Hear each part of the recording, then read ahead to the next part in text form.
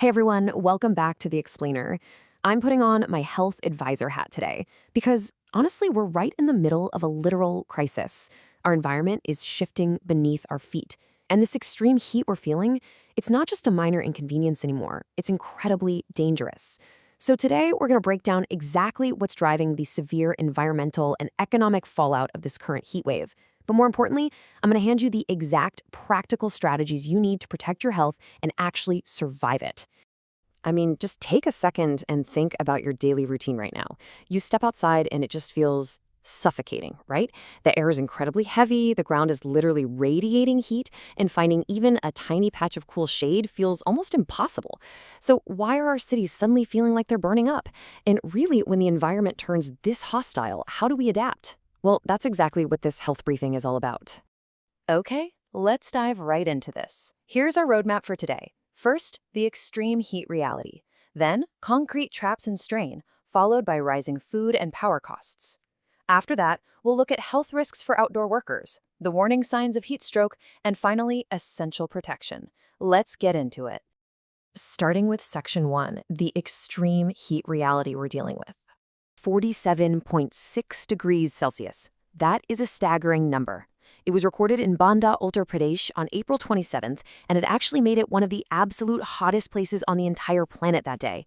And look, it wasn't just an isolated fluke. On April 24th, 95 out of the 100 hottest cities globally were right here in India.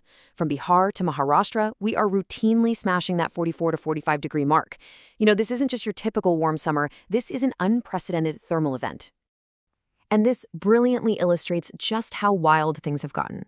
While Delhi was baking at around 43 degrees Celsius, Dubai, a city that is literally built in the middle of a desert, was sitting at a much more comfortable 30 degrees. Just let that sink in for a second. We've got Indian cities right now feeling significantly hotter than Gulf countries. So what exactly is driving this massive spike? Well, the primary natural culprit here is El Niño. If you need a quick refresher, this is a natural pattern in the Pacific Ocean that weakens winds, which causes warm water to spread and completely messes up rainfall patterns on a global scale. For India, the effects are devastating. It means much weaker monsoons, way less rain, and brutal dry spells. When the rain fails, the ground dries out completely. And that bone-dry soil, it acts like a giant sponge for the sun's heat, drastically worsening those extreme temperatures we're feeling on the ground. Moving on to Section 2. Concrete traps and the physical strain they cause.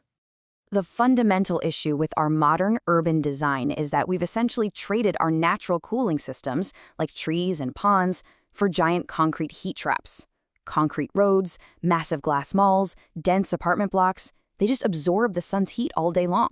And to make matters worse, think about all the air conditioners keeping the insides of those buildings nice and cool. They're pulling that indoor heat and blasting the hot exhaust directly out into our streets, which just compounds the temperature outside. We have quite literally systematically destroyed our city's natural ACs.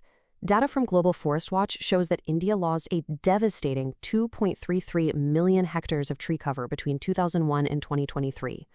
Trees provide vital shade, they naturally cool the air through moisture evaporation, and ponds help balance out urban temperatures. But by paving right over these natural systems, we've trapped ourselves in these massive urban heat islands. And that severe lack of shade, it's dramatically increasing the physical strain on literally anyone stepping outside. And here is where it shifts from uncomfortable to a major health emergency. Because all that concrete absorbed heat all day, it slowly releases it all night. Meaning, the nights aren't cooling down anymore. If you're sleeping in a room without AC, your body never actually gets a chance to properly drop its core temperature and recover from the day's thermal strain. This total lack of nighttime recovery leads to chronic exhaustion and drastically spikes your vulnerability to heat-related illnesses the very next day. All right, Section 3, rising food and power costs. This is the economic domino effect. Now, you might be wondering why your grocery bills are suddenly climbing. Well, when temperatures consistently hang around 45 degrees and above, our agricultural crops go into severe stress. Vegetables are literally burning on the vine, fruit quality degrades, and farm production just plummets. When that supply drops, the prices for everyday staples, think tomatoes, onions, fresh fruits, they instantly skyrocket. And that hits families, especially vulnerable outdoor workers, right where it hurts, the kitchen budget. And at the exact same time food prices are going up, our power costs are absolutely surging. According to Reuters data, India's peak electricity demand hit a massive 256.1 gigawatts in April alone. Everyone is running fans, coolers, and ACs at maximum capacity to survive. This puts an immense amount of pressure on the power grid, leading to frequent power cuts, a huge reliance on highly polluting backup generators, and ultimately significantly higher electricity bills for your household. Which brings us to Section 4, the severe health risks for outdoor workers. We have a massive, glaring vulnerability in our society right now. According to World Bank estimates, roughly 75% of India's workforce depends on heat-exposed labor. Just think about that for a second. 3/4 of our population are farmers, delivery riders, traffic police, construction crews. They can't just choose to stay indoors.